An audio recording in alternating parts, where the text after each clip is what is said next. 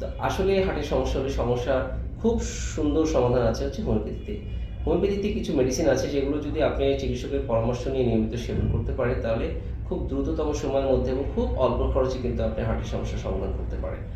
সেই ওষুধগুলোর মধ্যে সবচেয়ে বেশি কার্যকরী যে একটা ওষুধ রয়েছে ডিজিটালিস হোমিওপ্যাথিক একটা ওষুধ রয়েছে ডিজিটালিস খুবই চমৎকার একটি হার্টের ওষুধ।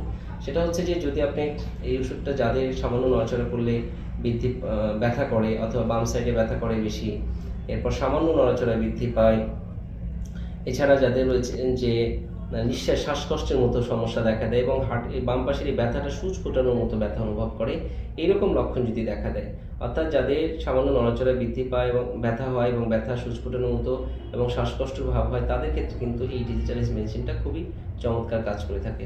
এছাড়াও ক্যারাটিকাস হার্টের একটি চমৎকার মেডিসিন, যদি আপনি নিয়মিত এই ওষুধগুলো সেবন করেন হার্টের যে কোনো সমস্যার জন্য কিন্তু আরোগ্য করতে পারে এবং সমাধান দিতে পারে।